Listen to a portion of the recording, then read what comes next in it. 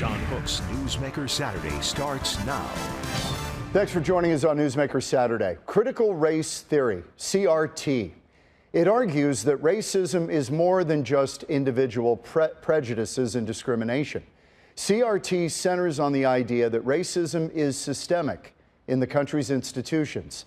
The theory also argues that the country's institutions work to keep white people as the most powerful group. This idea has become a flashpoint in our politics and even in our classrooms. The Arizona Legislature in the past couple of years has tried very hard to sharply curtail any teachings in K through 12 that would pit one group against another. And there's now even a proposal to ban critical race theory in the state constitution, outlawing CRT as promoting resentment and discrimination based on the color of a person's skin. We're joined now by one of the main drivers of these efforts, State Representative Michelle Udall, Republican from Mesa, chair of the House Education Committee, and I should add, a former teacher. Thank you for being with us. We appreciate it. Thank you for having me. And actually, I'm a current teacher. I teach high school math. Okay, there you go. Okay, Representative Udall, first of all, is CRT being taught in classrooms? Because we're repeatedly told that it is not. You know, a CRT as a subject isn't being taught as its own subject, but it is infiltrating many of our classrooms. And I've shared specific examples from classrooms, one classroom in my own district, from a classroom in Chandler, from various places. And it definitely is happening, and parents are concerned about it. You wrote an op-ed recently where you said CRT is being taught in schools, it's just being guised under a different name, either equity education or terms like this, but the basic precepts are the same and they're being taught. Is that your position? That's true. They don't always call it critical race theory, and actually the bill that we wrote to prohibit it doesn't call it that either. It's these precepts and concepts that people should be judged based on the color of their skin or race or ethnicity. Those things are seeping into classrooms where you're pitting kids as you're either the oppressor or the oppressed. You're looking at these privilege matrices. All these things are really pitting kids against each other rather than helping them find commonalities and work together. Okay, the critics of all of this suggest that attempts to remove CRT or the ideas behind CRT in schools is basically an attempt to, pardon the phrase, whitewash history. What do you say to that? We hear that all the time, that we don't want people to hear about the bad history of this country, and that's just not true. Students need to know about the Holocaust. They need to know about slavery. They need to know about the Trail of Tears. They need to know about the negative things that have happened in our country as well as the good. But CRT goes beyond that. CRT helps students look at everything as race. They see everything as race-based. And that's not what we need our students doing. It doesn't help our students. It doesn't help our students of color to be seen as the victim all the time and to feel like they're the victim all the time. And it doesn't help our students who are not of color, our white students, to feel that they can be part of the solution. And so it really divides students instead of helping them work towards solutions. Do you believe that we can have an honest look at history? Teachers honestly educate kids about the historical failures in this country, slavery, Jim Crow, segregation. Can we have those discussions without CRT? Absolutely. I mean, we've had those discussions for decades. Those are things that we've been discussing in classrooms before CRT crept into the classroom. You don't have to be placing blame or inherited guilt on students in order to talk about the failures of this country, to talk about some of the bad history. That bad history happened. It's real. People were enslaved, and they were enslaved largely because of the color of their skin. As a teacher, do you at all worry that putting teachers under a microscope, in some cases with the threat of penalty, might exacerbate a teacher shortage in Arizona? You know, teachers are professionals. They go to school, they are trained to read and to understand these shades of gray. I think teachers are very capable of navigating when you're placing blame on children, when you're advocating for judgment of children based on race versus when you're teaching history. I think they're very capable of doing that. Representative Udall, in your school, in your orbit, your other fellow teachers certainly know where you're coming from on this issue. How does that discussion play out in the teachers' lounge? You know, this isn't necessarily something we discuss a lot in the teachers' lounge. Like I said, I'm a math teacher. At our school, most of the math teachers are together, and so this isn't necessarily what we're discussing all the time in the teachers' lounge. Some of these discussions have come up from time to time, but for the most part, it's not what we're talking about in the teachers' lounge. Do you feel resentment, any kind of union pressure, any of that stuff? Sure. The union has certain things that they push, including this, but I have good friends who are teachers who are members of the union, and we have great discussions at times about, I don't know that we've discussed this in the teachers' lounge, but certainly we've had great discussions about different policies that the union supports and I do not, and they've been good, lively conversations, and at the end of the day, we're friends. Let's talk about that for a minute. You mentioned the union. What does the National Education Association, what is its role in promoting CRT being taught in schools? Do you believe that there's a push there?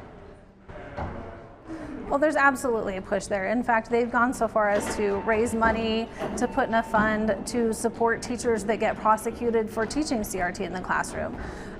They've talked about it in all kinds of trainings. They've been part of this push towards putting this in every classroom. Can you run down a couple of the bills at the legislature? I'm looking at House Bill 2439 that would require school governing boards to review all books in its library, create a system for parental review. It passed the House, it's on to the Senate. Do you know where that stands? Sure, that bill just went through the Education Committee in the Senate yesterday successfully. There are still some things that are being worked on. The sponsor of that bill, Representative Pingarelli, has worked closely with the schools to make sure that it's a policy that can work and isn't overly burdensome to them, but that makes sure that parents and the school board have a chance to see what books are in the library. Now, the big one is House Bill 2112. That is your bill. It prohibits school employees from any publicly funded instruction that advocates blame or judgment based on race. It passed the House 3128 and won, and moved on to the Senate for consideration. What is the likelihood of passage? This is pretty much the same bill that we passed last year. It was part of the budget package. So this is a bill we've discussed and passed previously. I think it has a great possibility of getting out. It got stuck in the Senate last year. Do you think there's a different sentiment over there this year? So last year when it got stuck in the Senate, we discussed the concerns and negotiated some things and changed it to what it currently is. Okay, House Concurrent Resolution 2001. This is the biggie. It would amend the Arizona Constitution, if approved by voters, to prohibit teaching subjects that discriminate based on race or ethnicity. It passed the House 3128 and won, and has moved on to the Senate. That would change the state constitution. Now, that is not a small thing. Is this necessary to codify into the Constitution? You know, that's really up for voters to decide. It's a voter referendum, so it'll go to voters in November, and I think it's important that they have the option to have their voice heard on this. Okay, one more. I'm going to go to House Bill 2008. It would require high school social studies standards to include comparative discussions of political ideologies that conflict with principles of freedom and democracy. That passed the House. That one I'm not familiar with. Can you explain? So this is Representative Quang Nguyen's bill. He has a very compelling story about some of the things that he suffered under communist rule and what happened there. And his goal is to make sure that some of these first-person narratives are preserved and heard by our students so that as they learn, they have that chance to hear these. He also thinks it's really important that we see those comparisons between what it's like under a communist government and what it's like under a government like our own. And so that's what he's asking, that we make sure that students understand those differences. Okay, Representative Udall, this may come as a surprise to you. It did to me. I want to run this by you. At the 89th Conference of Mayors recently in September, this was the Jobs, Education, and Workforce Committee chaired by Phoenix Mayor Kate Gallego. They submitted a resolution calling for critical race theory to be taught in public schools K through 12, stating in part that race is not a biological reality and non-white shortcomings are the fault of white people. I want to hear, you may not know this, but your mayor in Mesa, John Giles, was one of the votes for. He voted for this. Kate Gallego was not a surprise. I'll get to her in a minute. She supports this. But John Giles, I talked to him about it on my program last week. Here's what he said. The curriculum needs to be set by a combination of parents and educators, but the idea that you can criminalize, in some cases, teachers teaching history and including race as a real issue in history, that's crazy. So let me understand, you're saying you want to make sure that there's a frank discussion about all the racial issues in our history currently.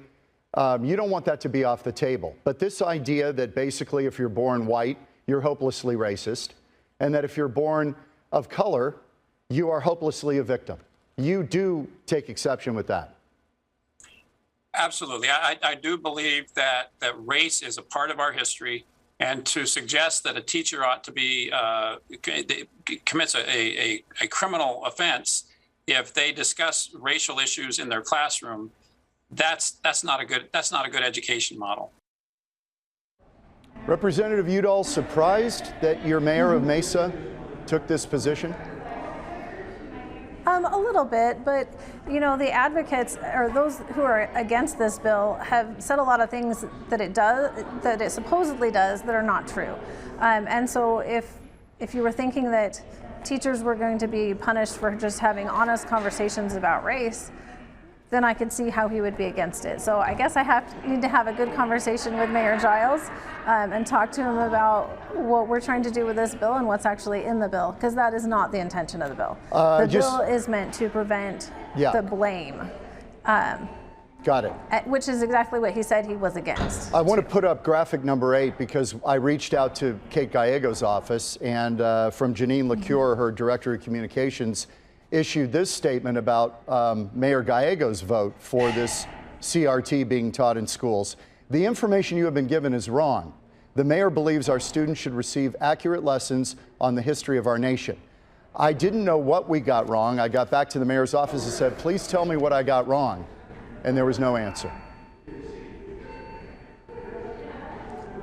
Okay, so I mean, so here we are. Sounds like she wasn't sure exactly what she was voting on. I'm not sure. Well, this is the thing. There are people telling us we're not. This isn't in the schools, but why are you having votes on it if it's not in the schools or there's an intent to teach it in the schools? Right. I mean, it wouldn't be an issue if it weren't being taught in the schools at all. Then why would everyone come out against banning it being taught in the schools? It wouldn't make sense. Thank you. The only reason this is coming forward is because parents are coming forward with concerns. One more thing. Do you believe the public is with you on this? Absolutely. When we poll and talk to parents, there's a lot of concern about this being pushed on children, especially about this being some untested social theory that now is being promoted to children. That's just not right. Representative Michelle Udall from Mesa, we appreciate your time on Newsmaker Saturday. Thank you. Thank you for having me. Good to see you.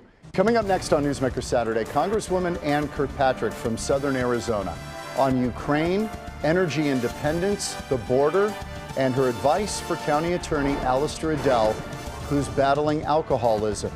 And Representative Kirkpatrick has been through the same battle. It's next on Newsmaker Saturday. Back on Newsmaker Saturday, we're joined by Arizona Congresswoman Ann Kirkpatrick, who serves in District 2. She joins us from Washington, D.C. It's great to see you. And I appreciate your time. I know that you're kind of a little bit on a short leash. This is it for you. You're retiring after 10 terms in the House. How do you feel? How do you feel about that? Are you comfortable with it? Absolutely. You know, it really was a family decision. We were all together at Thanksgiving and talked about it.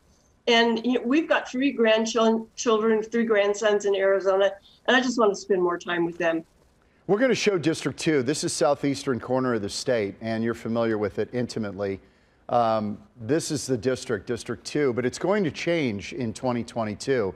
It's going to become, I think, now District 6. All right, so if you'd run again, if you decided to, you think you could have won in the newly formed District 6?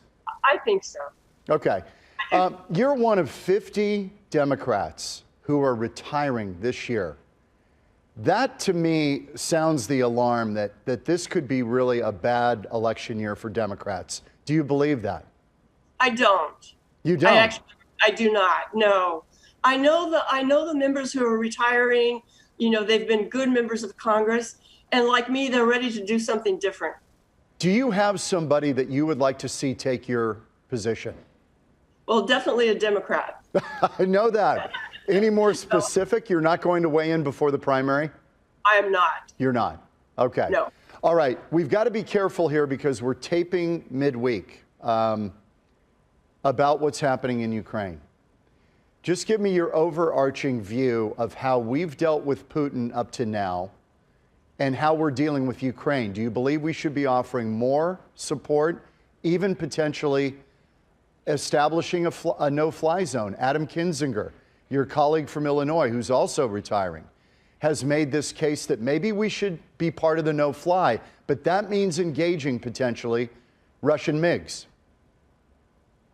Yes, I've been watching the news coverage in my office all day long, and it's heartbreaking what's happening to the people of the Ukraine, and my heart goes out to them. It's really a tragedy. You know, I think that I want to support whatever President Biden wants to do. I'm hesitant to bring in military action too soon. I don't want this to escalate into something bigger. And so, you know, we're following the president's lead. Congresswoman, it seems to me that maybe we've underestimated or just not listened carefully enough or watched what Vladimir Putin has done over the years. He goes into Georgia in 2006. He annexes Crimea in 2014. His designs on Ukraine have been very clear for 10 years. Were we not listening? Were we not paying attention to this? Yeah, we were listening, definitely. We have good diplomats in that region, and you know, they're on top of it. I've been getting periodic briefings for a long time. You know, we were just hoping that we could come to some kind of diplomacy and you know, reasonable resolution. You know, I think sanctions is a good route to take right now, even though, you know, that's going to hurt people and families and young children. But, you know, we've got to do something. Well, you know, the thing I do wonder about our diplomats sometimes, I wonder how good these guys really are. We've gotten fooled a couple of times. Afghanistan was a mess, the withdrawal. And, you know, we didn't put together, connect the dots on 9/11. The jobs these guys are supposed to be doing, it strikes me we've had some epic failures. Well, you know, Ukraine is not Afghanistan. I mean, that's a completely different dynamic. I've been to Afghanistan several times. I've studied it a lot.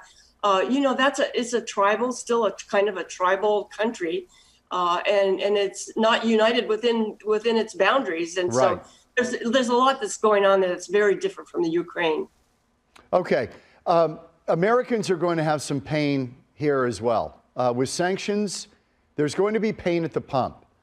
But even beyond that, do you think that the United States should have been more aggressive in limiting our reliance right now on Russian oil and gas coming into this country? Out of all of our imports, foreign, Russia's at the top of the list. 21% of our foreign oil supply comes from Russia. Next up is Canada at 17%. That shocked me.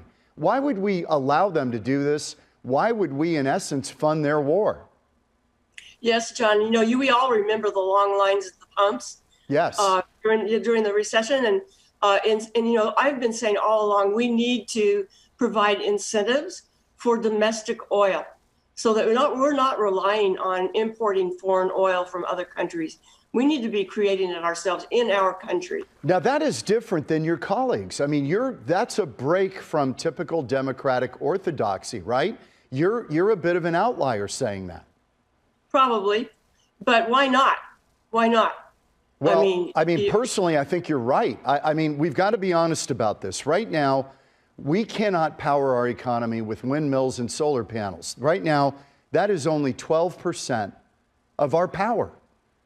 We have to have oil. There's no way around it. But why do we have to get it from Russia? I agree. And look, long term, I'd like us to be able to convert completely to solar and wind power and alternative energy. But that's going to take a while. And in the meantime, we just can't cut off energy from people. Bingo. Somebody, I think it's Bjorn Lundberg, the ecology guy. Bjorn Lundberg has said, I think very eloquently, we're getting into, on our energy policy, tooth extraction instead of orthodonture, which is a little more slow and methodical, but we'll get there. That sounds like what you're saying. Yes, what I'd like us to see is a national energy strategy that maximizes energy where it is. So, on the West Coast, we've got wind power. Let's maximize that. We've got plenty of wind, certainly in Arizona. Let's maximize that. On the East Coast, we've got oil. In Oklahoma, we've got plenty of oil. Let's look at the resources we have and maximize them. I've got to ask you about go ahead. I'd like to see a diversified energy policy. I think that's the only way, and I think nuclear has to be a big part of that. Oh, yes, I agree. I agree. What is your take on what's happening on the border? I mean, you're right there. That is your district. Are you uncomfortable with what's happening at the border right now? I believe that it's calmed down considerably in the last few months. I mean, I think it's tragic what's happening to these people and largely in Central America. They're coming up from Central America, and it's what a hardship for them. And so, again, things are so unstable down there. They have to do something. What would that be? I mean, it seems like right now there are no rules. That it's a real problem. I was talking with some people from Guatemala, and one of the problems is they don't have a strong centralized government. They have factions of the government, and sometimes their government factions are warring, and that creates this kind of instability. And so people are they want to live, they want to raise their children, they want to have food, they want to have health care, same things that we all want. And their solution is to flee the country and come to the United States. Yeah, I've never blamed them for wanting to come here. I still believe it's a great country. And you understand why they're coming here, for opportunity. It's just there has to be a process, does there not? There does have to be a process. They can't just be crossing the border and we not knowing who's coming into the country. I think there is a process. One last thing here, and this is personal. I want to get your take on what's happening with our county attorney here in Maricopa County, Allister Adell. She's battling a very public fight with alcoholism. You went through this as well, and you continued on in Congress, and you were able to manage recovery and staying in your job. People are calling for her head. They want her gone. Do you think she should resign? Again, I think that's a very personal decision that she has to make, and with herself and her family. I wish her the very best and nothing but the best, having gone through that myself. But yeah, it's a personal decision. I'm not going to weigh in on that. Have you reached out to her? I'm curious. I have not. I just haven't thought. I thought about it, and we talked about it a little bit. I just didn't think it was appropriate right now. Just give her some space. Yes. Okay. This is a time for her to spend on herself with her family. That's the tough one, whether you can juggle the rigors of that office and try to deal with recovery. These are very difficult things. Yes. Congresswoman Kirkpatrick, thank you so much. I really appreciate your time today. Thank you, John. A lot going on right now. There is. We'll have you back. Thank you. Thank you. Congresswoman Ann Kirkpatrick. We're back in a minute on Newsmaker Saturday.